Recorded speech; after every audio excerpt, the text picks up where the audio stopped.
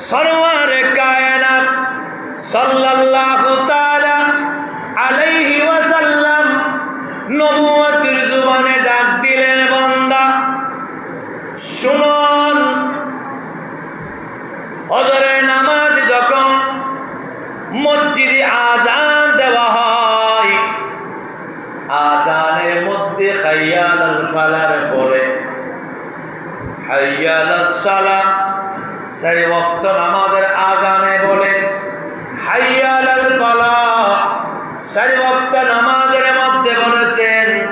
আবার ফজরের নামাজের মধ্যে হাইয়া আলাস সালাহ বলে হাইয়া আলাল ফালাহ বলে, এটা 5 ওয়াক্ত হয়ে গেল।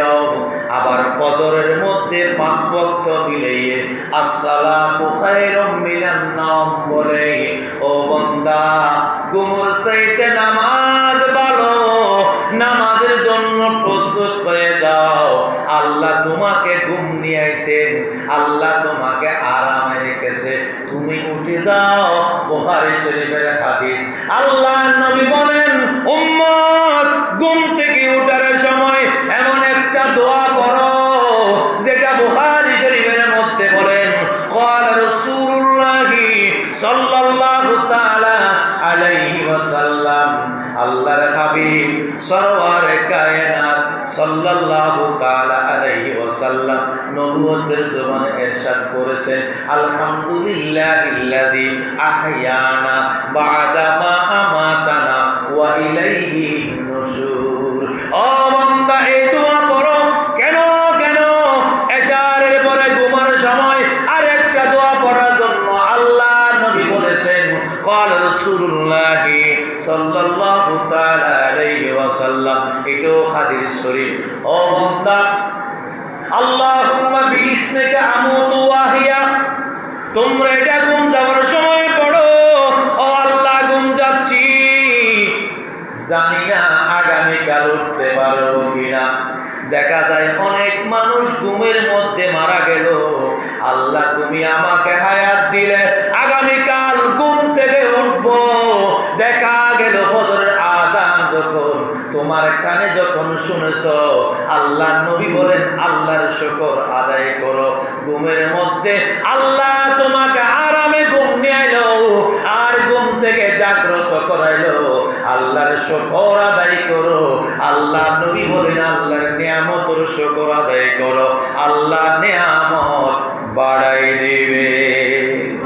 সালাতুন ইয়া রাসূলুল্লাহ আলাইকুম সালামুন ইয়া হাবিবাল্লাহ। এই কারণে আল্লাহ নবী বলেন, উম্মত, আল্লাহ তোমাকে হায়াত দিল, আল্লাহ তোমাকে সময় দিল, আল্লাহ তোমাকে সুস্থ রেখেছেন।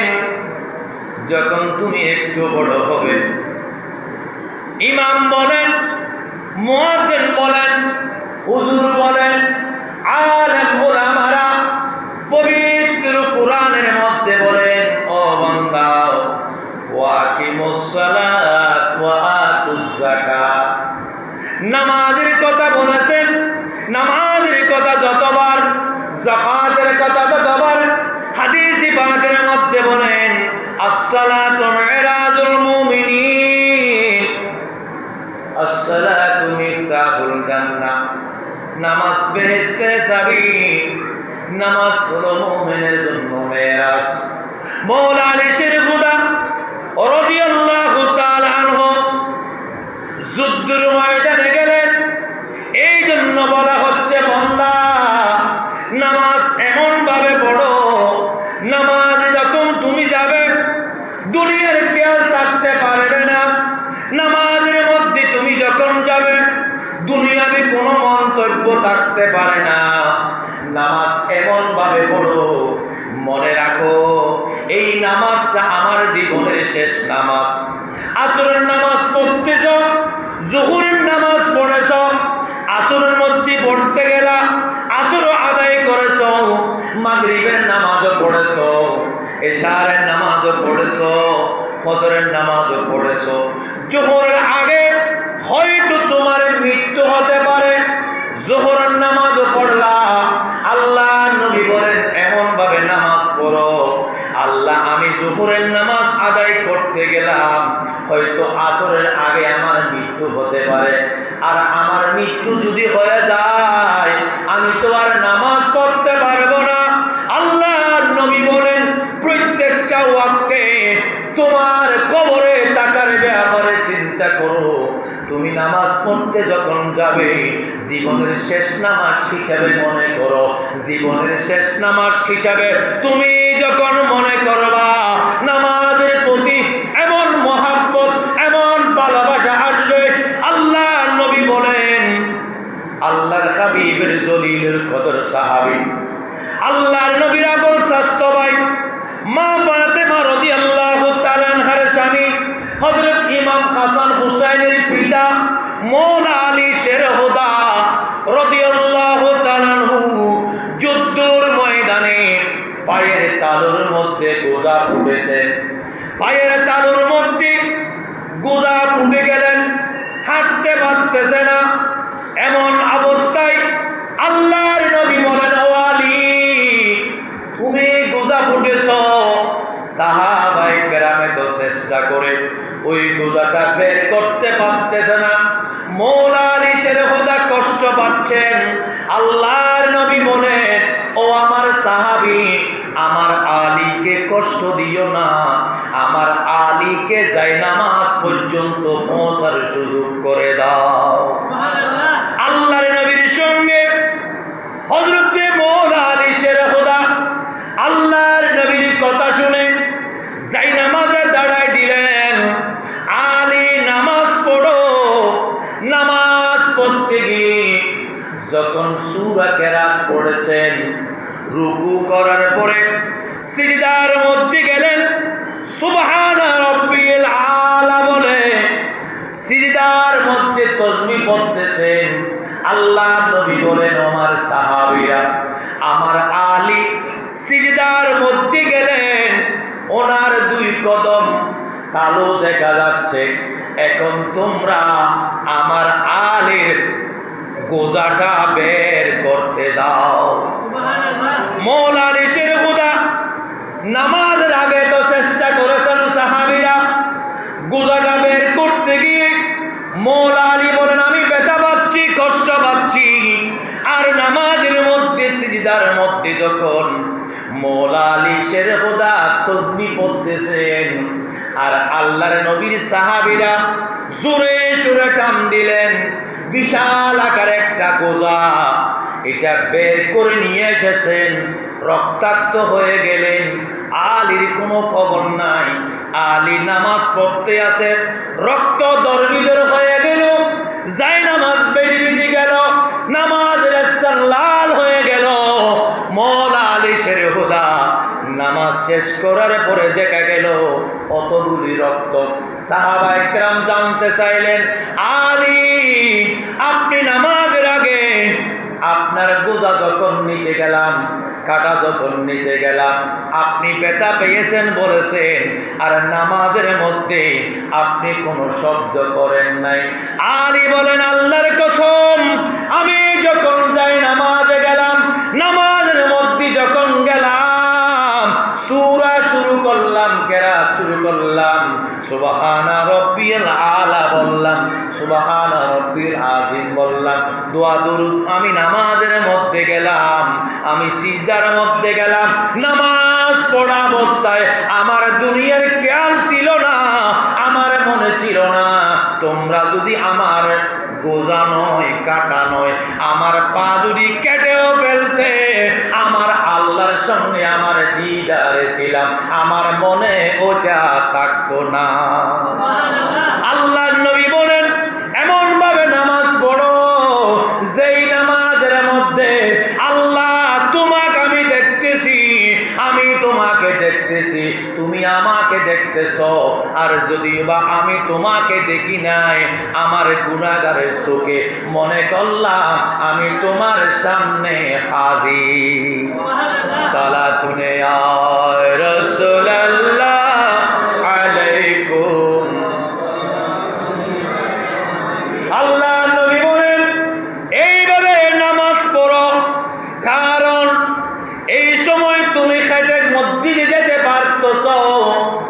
এমন সময় আসবে তুমি হাঁটতে পারবে না, বসতেও পারবে না। অনেক সময় দেখা যায় যে এই বান্দা সারাক্ষণ হাঁটাহাঁটি দৌড়াদৌড়ি করছিল, এক সময় পায়খানা পায়খানা করে করতেছেন, পরিবার তার কাছে যাচ্ছে না। আল্লাহর নবী বলেন, উম্মত যতদিন বেঁচে থাকো অন্তত বেঁচে থাকার মতো বেঁচে থাকো, কারণ একদিন তোমার এই সময় থাকবে না। ফাসাতাযকুরুনা মা আকুলু লাকুম, অচিরেই তোমরা আমার কথা স্মরণ করবে। ওয়া উফাউযিদু আমরি ইলাল্লাহ, আমি আমার বিষয়গুলি আল্লাহর নিকট সুপর্দ করলাম। ইন্নাল্লাহা বাসীরুম বিল ইবাদ, নিশ্চয় আল্লাহ বান্দার সব কিছু দেখেন। আযান দিলেন, পুরো এলাকার অন্তত 500 মুসলমান আছে, আছে না নাই? আযান দিলেন, পুরো এলাকায় মিলি মুসলমান সমাজে কমপক্ষে 500 মানুষ আছে যারা মসজিদে আসতে পারবে, যারা নামাজ পড়তে পারবে। আজ এসেছে মাত্র 50 জন। আল্লাহ বলেন, বান্দা আমি তো দেখতেছি কাকে হাঁটার সুযোগ দিলাম। আল্লাহর নবী বলে দিলেন, ও উম্মত তোমরা শুকর আদায় করো বেশি করে। শুকর আদায় করলে আল্লাহ নিয়ামত বাড়াই দিবে। ইয়া রাসূলুল্লাহ কি শুকর করব? আগে বলো, আল্লাহ যে তোমাকে মুসলমান বানাইলো এটা বড় বড় নিয়ামত। কারণ তুমি তো মায়ের গর্ভ থেকে আসার পরে কান্নাকাটি করছিলা, কান্নাকাটির পরে বুঝতে পেরেছ তোমাকে আযান দিয়ে একামত দিয়ে মধু খাওয়াই তোমাকে মুসলমানে গ্রহণ করলো। আর অন্য অন্য ধর্মের মতে ওনারাই গ্রহণ করেন। আর ওইটার কথা বললাম না, আমাদের কথা বললাম। আল্লাহ নবী বলেন, উম্মত তোমাকে তো সর্বপ্রথম আযান দিয়ে গ্রহণ করলো, আর তোমার থেকে ওই থেকে বালেগ থেকে ইন্তেকালের আগ পর্যন্ত তোমার থেকে এমন কতগুলি কাজ করতে হবে তোমাকে আযান দিয়ে গ্রহণ করাইলো, আর নামাজ পড়াই তোমাকে কবরে নিয়ে যাবে। আযান দিল, নামাজ এখনো পড়েন নাই, তুমি যেই দিন মারা যাবে ওই দিন আযান দিবে না। যেই দিন আযান দিয়ে তোমাকে গ্রহণ করলো ওই আযানের নামাজ দিয়ে তোমাকে নামাজের পরে কবরে নিয়ে যাবে। কি মানে, তোমার ওই দিন থেকে ইন্তেকাল পর্যন্ত তোমার এই গুন্ডিলের ভিতরে থাকতে হবে, তোমার ইউনিফর্ম আছে। আল্লাহ নবী বলেন, তোমার মুসলমান হওয়ার সাথে সাথে তুমি বান্দা মুসলমান, 5 ওয়াক্ত নামাজ পড়ো। এমন একটা সময় আসবে, সময় যখন পেয়েছ আযান শুনে মসজিদে যাও, আযান শুনে তুমি নামাজের জন্য প্রস্তুতি গ্রহণ করো। এমন সময় আসবে আযান শুনবে, উঠতে পারবে না, বসতে পারবে না অসুস্থর কারণে। ওই দিনকে কেন্দ্র করে যতদিন আল্লাহ বাঁচায় রাখে আল্লাহর দ্বীনের প্রতি তুমি সজাগ হও, আল্লাহর সুন্নতের প্রতি মুহাব্বত রাখো, আল্লাহর নবীর সুন্নত মতে আল্লাহর দেওয়া দ্বীনের মধ্যে আল্লাহর হাবিবের ভালোবাসা নিয়ে তুমি বান্দা যখন জীবন যাপন করবে, আমার আল্লাহ বলেন, বান্দা ওয়া উফাউযিদু আমরি ইলাল্লাহ, আমি আমার বিষয় আল্লাহর নিকট সুপর্দ করেছি। ইন্নাল্লাহা বাসীরুম বিল ইবাদ, নিশ্চয় আল্লাহ বান্দার সব বিষয় দেখেন। আযানের পরে যখন বান্দা মসজিদে না এসে রাস্তায় বসে, দোকান পারে বসে বসে গল্প গুজর করে, শয়তান বলেন, বন্ধু তোমার দরকার আমার থেকে। আযান দিচ্ছেন, আযান মানে নামাজের দিকে আসো, হাইয়া আলাস সালাহ নামাজের দিকে আসো, হাইয়া আলাল ফালাহ কল্যাণের দিকে আসো। ফজরের মধ্যে আজানের আগে আসসালাতু খায়রুম মিনান নাওম, ঘুমের চাইতে নামাজ ভালো। শয়তান বলেন না, এখন তুমি ঘুমাও, নামাজে যাইও না। আপনি যখন নামাজের জন্য আল্লাহর ভয়ে ধারণ করে নবীর মহাব্বতে উঠে যাবেন, শয়তান রাগ করবেন, আল্লাহর নবী খুশি হবেন। আল্লাহ বলেন, বান্দা আমার হাবিবকে খুশি করেছো, আমি আল্লাহকে পাওয়ার জন্য দূরে এসেছো, এটার বিনিময়ে আমি আল্লাহ তোমার জীবনের গুনাহগুলি মাফ করে দিলাম।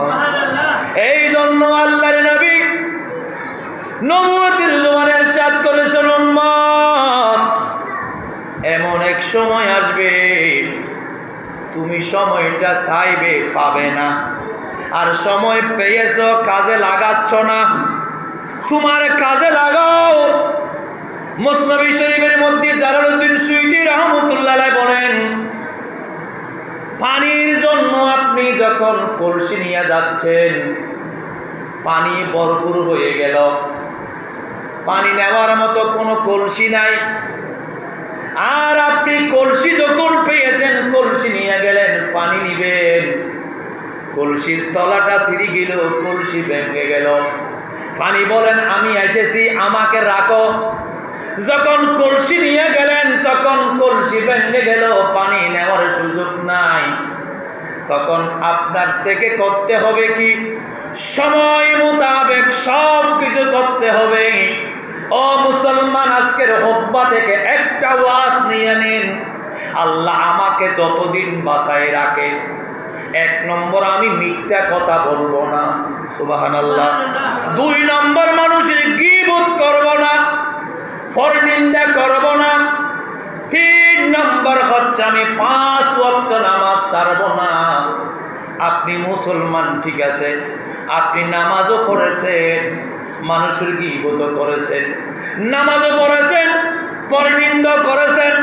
আল্লাহ নবী বলেন না, একটার মধ্যে যাও। আমি নবীর আদর্শ মতে তুমি যদি চলো, তুমি বান্দা আগে আল্লাহকে ভয় করো, মুসলমান হিসেবে পরিচিতি লাভ করো। তোমাকে কে কি বলবে এটা দেখার বিষয় নয়। সমাজে তোমাকে খারাপ বলো, দশে তোমাকে খারাপ বলো, এটা তোমার বিষয় নয়। তুমি একটু আত্মসমালোচনা করো, নিজেকে নিজে বলো আমি গুনাহ করলাম না, খারাপ করলাম না, ভালো করলাম। আমার থেকে তো কবরে যেতে হবে। আজকে অমুক মারা গেল, আব্দুর রহমান মারা গেল, কালকে হালিমা বেগম মারা গেল, আগামী পরশু হয়তো আমি মারা যাব। আমি যদি মারা যায় আল্লাহ আমি কোথায় যাব? এই কথা নিজে নিজে যখন সিদ্ধান্ত চিন্তা করবেন, অটোমেটিক আল্লাহর ভয় যখন আসবেন, আপনি গুনার কাজে লিপ্ত হতে পারবেন না। ইয়া আইয়ুহাল ইনসানু মা গাররাকা বিরাব্বিকাল কারীম। হে মানব জাতি, ও আল্লাহর বান্দা বান্দানীরা শুনো, তোমাকে কোন বস্তু প্রভুর ব্যাপারে দুঃখ দিয়েছেন? আমার আল্লাহ তোমাকে অনেক কিছু দিয়েছেন, আমাদেরকে অনেক কিছু দিয়েছেন। আল্লাহর কোরআনের বাণী, ইয়া আইয়ুহাল ইনসানু মা গাররাকা বিরাব্বিকাল কারীম। ও দুনিয়ার বান্দা বান্দানীরা শুনো, অন্য আয়াতের মধ্যে ইয়া আইয়ুহাল্লাযিনা আমানু বলেছেন, এই আয়াতের মধ্যে আমানু বলে নাই। ইয়া আইয়ুহাল ইনসানু মা গাররাকা বিরাব্বিকাল কারীম। ও আল্লাহর বান্দা বান্দানীরা শুনো, ও মানব জাতি, তোমাকে কোন বস্তু, কোন জিনিস আমার আল্লাহর ব্যাপারে, প্রভুর ব্যাপারে দুঃখ দিয়েছে? তুমি চিন্তা করো, তুমি যে আজকে নামাজটা বাদ দিলা, গুনার কাজে লিপ্ত হলা, পরের জায়গায় দখল করলা, গরিবের এতিমের সম্পদের উপর আঘাত করলা, তুমি কি চিন্তা করো নাই কবরে তোমার থেকে যেতে হবে? আমার আল্লাহ আল্লাহর বাণী তুমি অস্বীকার কেন করলা? বান্দা শুনো, তোমাকে কোন বস্তু আল্লাহর ব্যাপারে ধোঁকা দিয়েছে? আল্লাযী খলাকাকা ফাসাওয়াকা ফাআদালাকা, তিনি আমাকে সৃষ্টি করেছেন পূর্ণ রূপ ধারণ করে। যা তারপর বান্দা শুনো, প্রত্যেক অঙ্গ প্রত্যঙ্গ সৃষ্টি করেছেন। তুমি কোনোদিন চাও নাই তোমার পার্শ্ববর্তী, তুমি মনে করো একজন রিক্সাওয়ালা আমার চাইতে উত্তম, একজন হাত নাই সেও আমার চাইতে উত্তম, ওনাকে হাত একটা দেয় নাই, আমাকে হাত দিয়েছেন, এটার অহংকার আমি করব না। তাকে পয়সা দিয়েছে, আমাকে পয়সা দেয় নাই, এটা অহংকার নাই। তুমি মনে করো আল্লাহ চাইলে তোমাকে দুটা হাত ছাড়া বানাইতে পারত। আল্লাহ তোমাকে নিয়ামত যখন দিল, তুমি নিয়ামতের শুকর আদায় করো, অহংকার করো না, মানুষকে হিংসা করো না, পরের হক আত্মসাৎ করো না, সুদূর কাছেও যাইও না, কুসুর কাছেও যাইও না। হাদিসে পাকের মধ্যে, মিশকাত শরীফের মধ্যেও আছে, বুখারী শরীফের মধ্যেও আছে, ও বান্দা তোমাকে দুনিয়ার লোভ লালসা শয়তান আকড়ায় ধরবে। শয়তান বলবে, বন্ধু তুমি ব্যাংকে টাকা রাখো, মাসে মাসে ইনকাম খাও, চাকরি করতে হবে না, ব্যবসা করতে হবে না, ব্যাংকের মধ্যে কয়েক লক্ষ টাকা রাখো, ওই ব্যাংক থেকে তুমি মাসে মাসে সুদ খাবে। আল্লাহ নবী বলেন না, ও বান্দা, আল্লাহর কুরআন, আল্লাহর নবীর হাদিস, আল্লাহর নবী বলেছেন সুদ খেয়ে তুমি বান্দা কোথায় যাবে? খবরে বলেন, ও আল্লাহ আমাকে সবাইকে দান করিও, সুদখোরকে আমি বরদাস্ত করব না। আল্লাহ যেটা পছন্দ করে না, মাটিও সেটা গ্রহণ করে না। কি মানি? ওয়া হাল্লাল্লাহুল বাইআ ওয়া হাররামার রিবা, আল্লাহ ব্যবসাকে হালাল করেছেন, সুদকে হারাম করেছেন। আল্লাহ যেহেতু সুদকে হারাম করেছেন, আল্লাহ নবী বলেন, উম্মত আমার আল্লাহর কথা মাটিয়ে জমিনে বেশি মানে। বান্দা যখন হাঁটে, মাটি বলেন, ও বান্দা একটু আস্তে ধীরে হাঁটো, আমি মাটির উপর, তুমি দৌড়াদৌড়ি করিও না, কারণ একদিন তুমি বান্দা আমি মাটির ভিতর আসতে হবে। তুমি আমাকে কষ্ট দিচ্ছ, আমি বরদাস্ত করলাম। আমার কাছে যেই দিন তুমি আসবে, তোমার হাড্ডি মাংস একেবারে মুসুরি, বাম পাশের হাড্ডি ডান পাশে নিয়ে যাব, ডান পাশের হাড্ডি ডান পাশে নিয়ে যাব। এই জন্য মাটি আল্লাহর জমিনে আল্লাহর কথা মানে। আর আল্লাহ বলেন, ওয়ামা খলাকতুল জিন্না ওয়াল ইনসা ইল্লা লিয়াবুদুন, আমি জিন জাতি মানুষ জাতিকে সৃষ্টি করেছি আল্লাহর ইবাদতের জন্য। আর জিন জাতি মানুষ জাতি আল্লাহর ইবাদত যদি না করে, আল্লাহর উপর আল্লাহর কথা যদি না মানে, আল্লাহর জমিন মাটি বলবে, ও আল্লাহর বান্দা আমার কাছে কেন এসেছো? আমি জমিনকে যে রব্বুল আলামিন দামি বানাইলো, ওই রব্বুল আলামিনের তুমি আল্লাহর কথা অমান্য করেছো। আমার কাছে আসলে আমার ইচ্ছা মোতাবেক তোমাকে কষ্ট দিব। হাদিসে পাকে আছে, সুদখোর যদি মারা যায়, মারা যাওয়ার সাথে সাথে তার কবরে বিশাল একটি অজগর আসবে। অজগর সাপে তাকে বেড়াই ধরে বন্ধুত্ব করবে। ওই বান্দা যখন কবরের মধ্যে অজগর সাপকে নাড়া দিবেন, সাপ বলবেন, হামুস, দুনিয়ায় আমাকে ফগড়ে নিতে ভালো লেগেছে, আজকে আমাকে তারাই দিচ্ছ কেন? ওই বান্দা বলবে, আমি তো কোনোদিন সাপ পকেটে নি নাই। সাপ বলবে, ব্যাংক থেকে, মানুষ থেকে, মানুষকে কষ্ট দিয়ে সুদের টাকা তুমি জানো, তুমি চিনো, বুঝে সুঝে জেনে সুদের টাকা পকেটে নিয়েছিলাম, নিয়েছো টাকা, আল্লাহ আমাকে ওই টাকা দিয়ে একটা বিশাল অজগর সাপ বানাই দিল। আমি অজগর, তুমি বন্ধুকে ছাড়বো না, কিয়ামত পর্যন্ত তোমাকে দংশন করব। আল্লাহর নবী বলেন, উম্মত কবরের কথা মনে করে এটা ছেড়ে দাও। কবরে তোমার থেকে যেতে হবে। এই দুনিয়ার অস্থায়ী সময় কেটে পরিবারের জন্য, ছেলে মেয়ের জন্য, আত্মীয় স্বজনের জন্য এত কিছু করে গেলা, বিল্ডিং বাড়ি সব কিছু করেছো, সেটা সব ত্যাগ করে তোমাকে কবরে দিয়ে আসবে।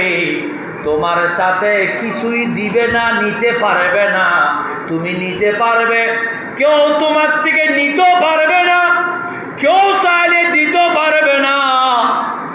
ফামাইয়ামাল মিসকালা যাররাতিন খায়রান ইয়ারা, যাররা পরিমাণ হিসাব করে আল্লাহর পক্ষ থেকে তোমার পাওয়ানা দেওয়া হবে। হায়াতে জিন্দাগির মধ্যে যতদিন বাঁচায় রাখে, বন্দারে আল্লাহর ইবাদত করো, গুনার কাজে যাইও না। যদি পারো সওয়াবের কাজ করো, আর বেশি বেশি কান্নাকাটি করো। কবরে ও আল্লাহ কিভাবে থাকবো, কবরে কিভাবে যাব, কবরের সম্বল তৈরি করার সুযোগ দাও। এইভাবে যখন দোয়া করবে, আল্লাহর নবী বলেন, আমার আল্লাহ তোমার মুনাজাত কবুল করে আমি নবীর উসিলায় তোমার গুনাহ মাফ করে দিবে, তোমার কবরে জান্নাতি মেহমান হিসেবে যাওয়ার ব্যবস্থা করবে। দরকার আছে কিনা? আজকে দুইটা ওয়াজ নিয়ে নেন। 5 ওয়াক্ত নামাজ দরকার আছে কিনা? পড়বেন কিনা? পড়বেন। 5 ওয়াক্ত নামাজ আগামী জুমায় আসতে পারবেন, কেউ বলতে পারবে না আমিও যে জুমায় আসবো আগামী জুমায়, বলার কোনো সুযোগ নাই। এটাই বলতে পারবেন খতিব সাহেব অন্তত আমাদেরকে নামাজের কথা বলে গেছিল। এটা আমাদের দায়িত্ব। মুসলমানের ছেলে বালেগ থেকে ইন্তেকালের আগ পর্যন্ত 5 ওয়াক্ত নামাজ ফরজ। জোরে বলুন সুবহানাল্লাহ। কোনো আলেম ওলামা, কোনো পীর মুরিদ কেউ বাঁচাইতে পারবে না। 1 ওয়াক্ত নামাজ যদি আপনি না পড়েন, আমার আল্লাহ যদি ক্ষমা না করে, কেউ এটা আল্লাহর কাছে, আল্লাহ যদি মাফ না করে, কোনো উপকারে আসবে না। হ্যাঁ, আল্লাহ তোমার নাম রহমান, তোমার নাম রহিম, তোমার মতো দয়ালু দয়াবান আর কোথাও নাই। এটার অর্থের কারণে আল্লাহ গুনাহ করেছি, পাপ করেছি, তুমি আমাকে ক্ষমা করে দাও। তুমি ক্ষমা না করলেও তোমার দরবার ছাড়ব না, কিন্তু তুমি আমাকে এমন একটা নিয়ামত দিলা, পৃথিবীর 1,24,000 3,36,000 নবীগণ, নবীর উম্মতগণ, কওমগণ এসেছেন। আমাদের কেমন একজন নবী দিলা, যেই নবীর উসিলা বললে তুমি আল্লাহ খুশি হয়ে যাও। ওই নবীর উসিলায় ক্ষমা চাইলাম, আমার আল্লাহ বলবেন, বন্দা চাইতে জেনেছো, আমার বন্ধুর হাতিলে তোমাকে ক্ষমা করে দিলাম। এই আশা রেখে আল্লাহর কাছে বলবো, আল্লাহ তুমি আমাদেরকে হেদায়েত নসিব করো, 5 ওয়াক্ত নামাজ আদায় করার তৌফিক দান করো। হালাল ইনকাম বড় নিয়ামত। আরেকটা ওয়াজ নিয়ে নেন। এখন তো বেশিরভাগ বাংলাদেশে অধিকাংশ সুদের সঙ্গে লেনদেন হয়ে যাচ্ছে। চেষ্টা করবেন বেঁচে থাকার জন্য। প্রত্যেক আলেম থেকে জিজ্ঞেস করবেন সুদখোরের মানে কি, সুদখোরের অবস্থা কবরে কি হবে। সবাই অর্থ বলবেন। কবরে তার কাছে একটা অজগর সাপ আসবেন। আমরা চাই না আমার বাবার কবরে অজগর সাপ আসুক, আপনিও চাইবেন না আপনার বাবার কবরে অজগর সাপ আসুক, আপনি চাইবেন না আপনার কবরে অজগর সাপ আসুক। তখন কি করবেন? গুনার কাছ থেকে বেঁচে যাবেন, বেঁচে থাকবেন, সুদূর লেনদেন করবেন না।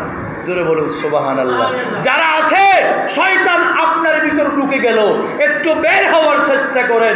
বের হতে না পারলে জীবন ইহকালও শেষ করলেন, পরকালও শেষ করলেন। সুদের টাকা ইনকাম করে 3 তলা বিল্ডিং করেছেন, সুদের টাকা ইনকাম করে 10 খানি জায়গা জোড়াইছেন, সুদের টাকা ইনকাম করে গরিবের টাকা আত্মসাৎ করেছেন। এটার বিনিময় প্রতিটা ক্ষেত্রে খোদার গজব, আল্লাহর গজব। 10টা 20টা গরু মেজবান দিল, কোনো কাজ হবে না। সুতরাং আমি নিজে নিজে চলে আসলাম, আল্লাহ আমাকে মাফ করে দাও, গুনার কাজে লিপ্ত হব না। আসতে পারবেন না, চেষ্টা করবেন, শয়তান লেগে গেল, শয়তান আসতে দিবে না। শয়তান আপনাকে গুনার সঙ্গে তালা মেরে দিয়েছেন, তালাটা তওবা করে দরুদ শরীফ পড়ে চোখের পানি দিয়ে ওই সুদের লেনদেন গুনার তালা যখন মেরে দিয়েছেন, ওই তালা খোলার একমাত্র উপায় চোখের পানি, কান্নাকাটি করে মাপ চাইয়ে চোখের পানি যখন ফেলবেন, আপনার গুনার তালা আল্লাহ খুলে দিয়ে আপনাকে জান্নাতের রাস্তা বের করে দিবেন। জোরে বলেন সুবহানাল্লাহ। আল্লাহ আমাদের সবাইকে হকভাবে চলার তৌফিক দান করুক, আমিন। সবাই সুন্নত পড়ে নেন।